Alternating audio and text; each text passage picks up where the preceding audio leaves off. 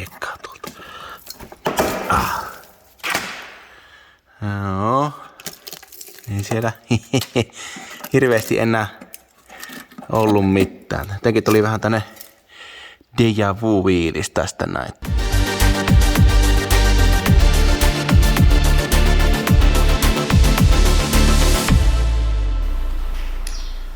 Tervetuloa Pätkäpäälle.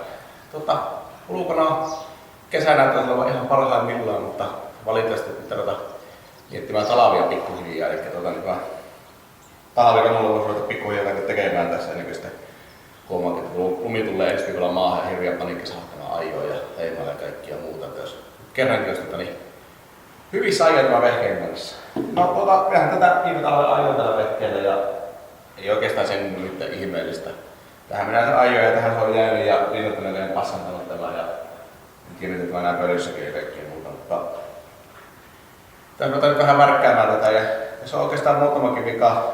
Ensinnäkin kaikista vittumaisempaa vikana noilla ajovaloilla ei näe yhtään mihinkään. Pitkät on hyvät, mutta eihän nyt oikein tarvitse kovin usein, että lyhyet näyttää huonommin kuin se perus LED-ottavalo mitä on. Ja no valot ei niin ulkoisesti hirveän huonossa kunnossa on, eli ne pitää varmaan ne projektorit uusia sinne ja perussettiä, niin se pitää tehdä.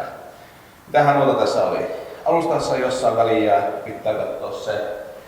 On kiva, jos tämä olisi vaikka vähän paremman näköinen, kun mä joka paikasta uskon muuta. Se on niin vähän toissijainen.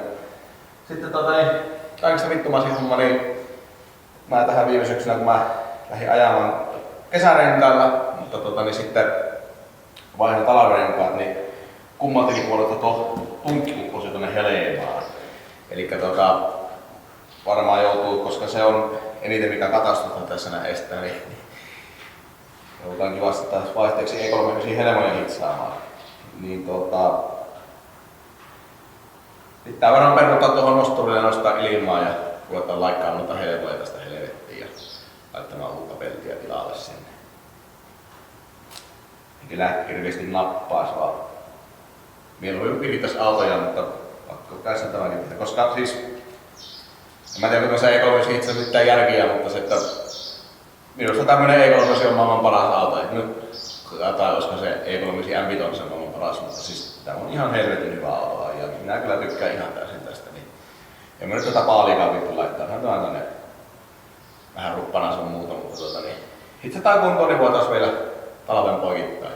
Vähän haaveillut, että vielä hydekäppärikin laittaisi tuohon, niin olisi pari poikittain tämä, mutta se on sitten viimeisimpiä hommia, jos aikaa jää.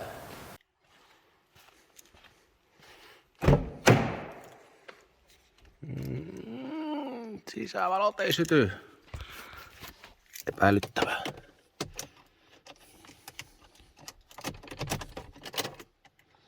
Oi vittu, akku on ihan kuollut.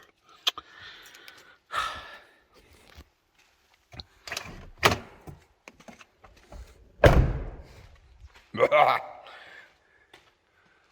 laitan pesään tuonne ylös. En tiedä.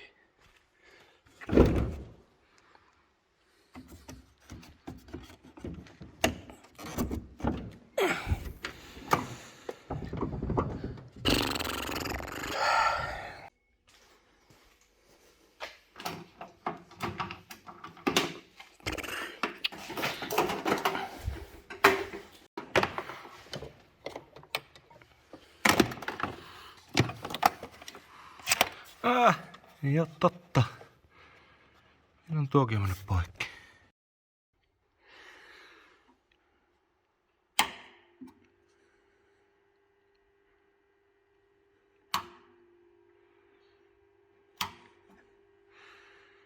Jospa se sitä herää. No, akku pitää joka tapauksessa ostaa uusi. Se on täysin tyhjäksi itseksi mennyt tuo akku, niin sehän käytännössä tarkoittaa, että se on kuollut, mutta eikä nyt tohon nosturille saa tällä siirrettyä tuo.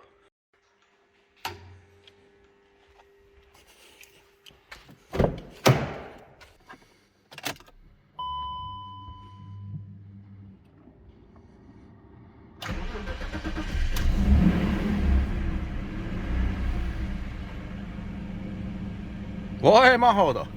Minä että se mietti pitkä aika, vaan se lähti kerralla.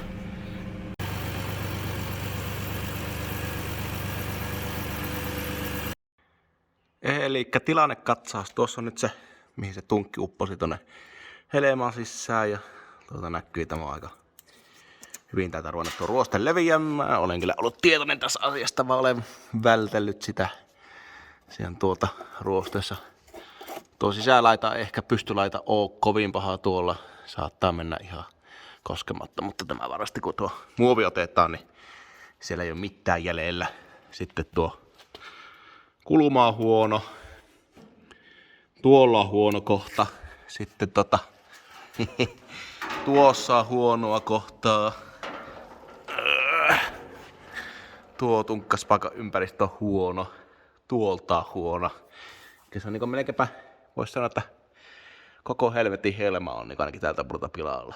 Tuo toinen puoli on vähän parempi, että se ehkä pikkusen vähemmällä menee, mutta mä nyt onneksi on tässä ottamassa tänne sinkitty kokonaan uusi pelti, niin mä vähän zoomailen tätä tilannetta, mutta mä vähän pahoin pelkään, että varmaan voi olla tässä kaikista helpoin, että mä laikkaan tuo vanhaa eleman niin kokonaan vaan helvettiin tuosta ja pistetään uutta tilalle siihen, että tämä on ainakin sen verran paha, että tätä ei varmaan kannata ruveta enää pikkupalsta laittaa, sitä varsinkin jos täälläkin on tuon näköistä, se voi olla pitkällekin tuolla sisälläkin edennettyä mytiä tuolla ja sitten jos se on, niin sitten nuo kaikki tunkkauspaikat, nuo rakenteetkin on niin huonot, että niitä ympäröitä pikkukolon kautta niin korjaamaan, niin nämä voi olla kaikkein helpoin ja järkeviä, että on tosiaan laikkaa koko helman pois ja tuosta uutta tilalle. Tuolla toisella puolella mä uskon, että me päästään pelkästään tuon takakulman laitolla, mutta katsotaan. Minäpä irrottelin nuo 3 miljoonaa muoviklipsiä, niin nyt me nähdään tämä kokonaistuho täällä alla. Mitä täällä on? Vittu, tää tulee hiekkaa tuolta. Joo. Ei siellä hirveästi enää ollut mitään. Jotenkin tuli vähän tänne déjà vu-fiilis tästä näin, että olen saattanut nähdä tämän joskus aiemminkin. Joo. Tämä melkein leikellä tuossa katsoa tuon sisälle tilanne sisäpuolelta, että miltä se näyttää.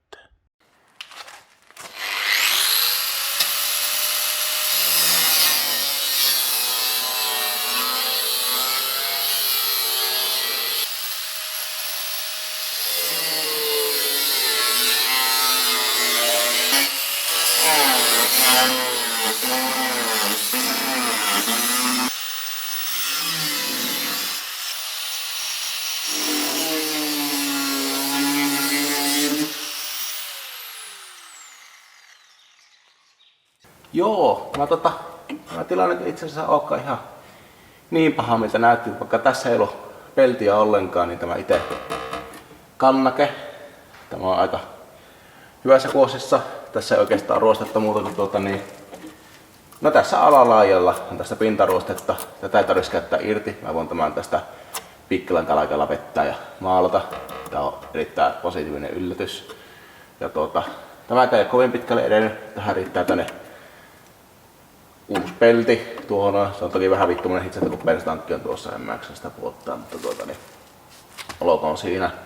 Tämäkin kulma näyttää sisältä eheältä ja ruoste ei ole tuonnekaan päin edennyt. Hän näyttää tosi hyvältä. Sitten mä tarkoituksella jätin tämän leikkauksen tähän, vaikka tämä pikkusen täällä etenee. Mä tänään tätä saatanaan uretaania tästä eteenpäin. Ihan tehtaajille täällä kotelossa. Ja se on tosi perseistä kaivaa pois ja muuta sieltä, jos joutuu ruostet korjaamaan tämän kohdalta. Niin tämä on nyt vielä inhimillinen tästä tehdä sen verran tilaa, että pystyy hitsaamaan, että sytyt tulee sieltä. Niin taidan tehdä niin, että minä teen sittenkin palasista tämän helman tästä. Että mä nyt korjaan ensin tämän pahan kohon. Ihan periaatteessa nuo ei haittaa katastusta, mutta sama nyt korjata tähän samaan syssyyn niitä. Niin. Mä leikkelen tästä nyt ruostetta, mitä pitää ottaa pois ja tehdään tuohon suorapelti uusi ja sitten leikataan tuosta uudesta helmasta tähän palaan. Ja siinä sitten pitäisi olla aika helppo ja nopea homma, kun on valmis helma, mistä ottaa tähän uusi pelti. Eikä tarvitse ruveta suorasta tekemään kaikkia.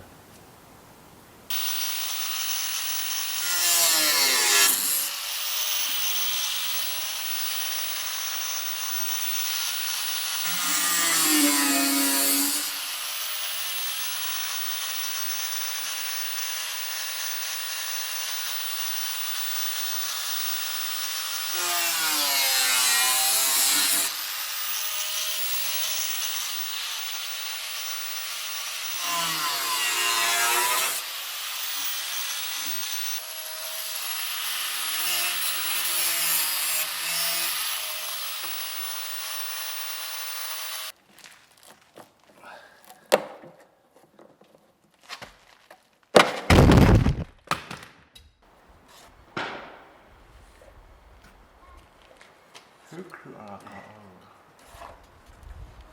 Tuli meidän raivausasta entinen. No, Yli ja vähän oli öljyä tuossa pentti. ai ja. Teikö se kiinni? No vittu, kato kun minä, että siinä on semmonen 6 litraa. Puolilla se valakka 30 litraa asti. Ei saatana, se oli 5 tonnia. Joo. Kun ei pitäisi ostaa kun tuo 5 litraa, siihen se desi. Niinpä. Perkele.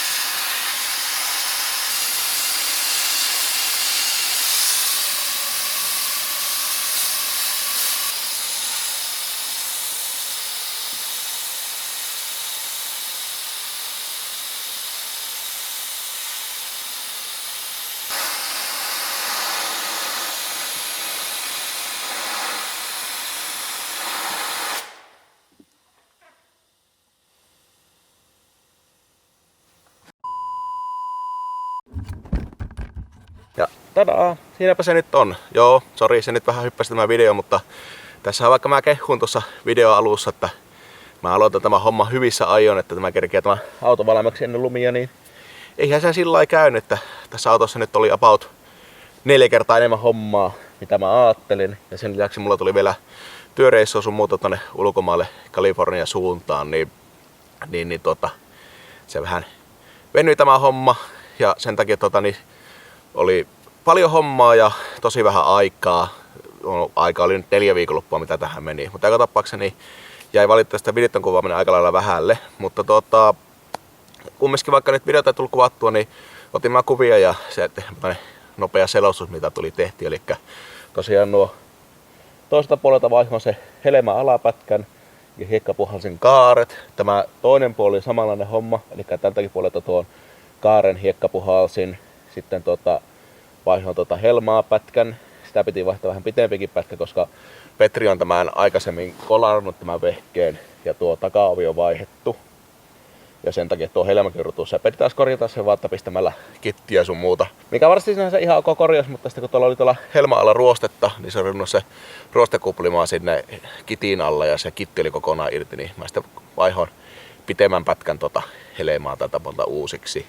Sitten myös takavoleja juuresta ja kontin takkaa ja sieltä tuli paljon hiekkapuhallettua. Ja sitten mikä näytissä alussa oli tuo helman etupätkä oli ruosteessa, niin sitäkin sitten hiekka puhasi aika paljon, mutta sitten tunkkaskohan kohdalta oli aivan pakko vaihtaa, niin vaihon sinne palasen ja hitsasen ja sun muuta vastaavaan. Ja nämä kaikki nämä toisen puolen helmat ja ne hitsaukset, niin aika lailla samaa lattaa, mitä se ekakin tuo kulman korjaus, eli voitte sen katsoa 3 kertaa, jos kiinnostaa nähdä tarkemmin niiden korjaus. Mutta joo, ne ruostahommat ei nyt ollut sitten ainoat hommat. Oli jarrut oli melko heikossa hapessa, ainakin eessä tässä, tai jarrulevyt oli huonona. Niin, uusin joka nurkkaan jarrulevyt ja palat tuli pistettyä.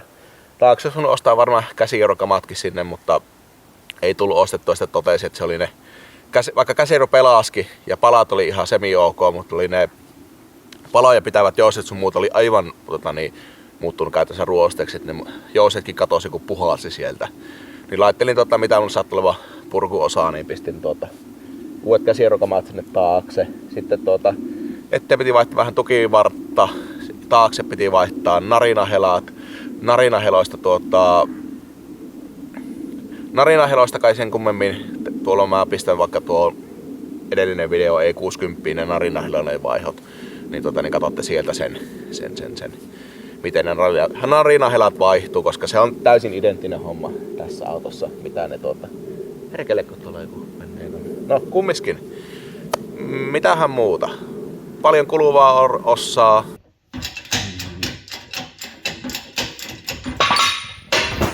Kaikki öljyt joka kulumaan, kaasuvaijeria, 1 pikkuhommaa. Ruostetta löytyi ympäri pohjaa autoa. Niitä on hiekkapuhallettu ja korjattu. Sitten jarruputkikin läsähti poikki, sekin piti korjata. Sitten mitähän vielä? Vaikka ja mitä. Niin joo, tuo akkutelinekin oli irronnut hitsauksista ja se jäi kätteen kun se akkua vaihoi uuteen. Se piti laittaa. Se piti hitsata. Sitten oli myös kontin pohja oli ruosta, sitä piti hiekka puhaltaa ja putsata ja korjata. Ja sitten tosiaan ne valot oli aika lailla valmiit tuossa.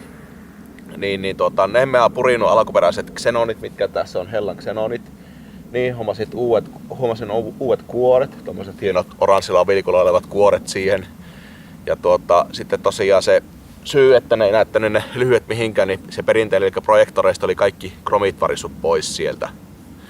Niin laittoi ne uudet semmoset Evo X versio 2 Xenon projektorit sinne, mitkä on ollut tosi hyvä. Tässä on tosi hyvä tuo valoteho. Mä en tiedä kuinka hyvä se on alun perin näissä, en voi sanoa, että onko se parempi vai huonompi kuin alun perin. Mutta joka tapauksessa niin tosi hyvin näkee nyt. Eli sinne tosiaan etuvalheen tuli uudet projektorit ja kuoret ja ne on niinku uudet nuo valot. Ja siinäpä se alkaa olla tämä homma. Niin joo, se jää vielä sanomatta, että pitihän tuohon PC-alustaan vaihtaa nuo iskarien suojakumit, kun oli mennyt aivan riekaleeksi näistä. On ne toki jo 9 vuotta ollut tässä autossa talviajoa, että nyt ihan voi paskaksi haukkoa näitä PCn alustasarjaa sen takia, että ne suojakojit menee riekaleeksi melkein 10 vuoden ajassa. Mutta muuten tosiaan alustasarja oli ehjä, niin vaihteli ne suojakumit uusiin noissa. Ja takanahan se oli vähän ekstra hommaa, kun se pitää koko takapenkit ja hattuhyllyt ja muuta irrottaa. Ja sitten vielä eestä, kun irrotin nuo iskarit, niin hoksasin, että jaa, se oli tuo jousikin poikki, niin piti vielä uudet jousetkin tuonne eteen hommata laittaa. Mutta onneksi tuolla PC Racing Fi on hyvä asiakaspalvelu, että sai käytännössä varaustat mitä tarvii, niin seuraavaksi päiväksi postiin itselleen, niin ei sen puolesta mitään moitteisia, vaan oikein hienosti toimi palvelu sillä osalta. Niin ja sitten toki nuo kaikki ruostahommat, mitä mä tein, niin mä ne kittasin ja tein sillä lailla pohjatyöt varmaan niin 9% valmiiksi, mutta alkoi se aika loppumaan, niin mä vaan vetäisin sitten epoksia ja pienet hionnat ja sitten vähän tuommoista melkein autoseuista maalia tuohon, mutta tosiaan en jaksanut, koska kiire tuli niin sen kummemmin tässä maalaksen kanssa, koska niin kuin huomaatte, niin sinä tästä kun se on kurapaskassa, niin huomaa, että ei ollut mitään vikaa noissa maalaksissa tuossa autossa. Näyttää ihan hirviältä, kun se on pestynä kiiltävänä, mutta talvella se näyttää tuo auto aina tuolta, niin se nyt näyttää vain yllättävän siistitäkin tuolla lailla. Mutta paljon tuli tehtyä, paljon jäi tekemättä, mutta nyt on tosta niin taas vähän lisää aikaa tällekin E3-isille hommattu. Niin eikä siinä muuta kuin jatketaan suttailua ja niin poispäin.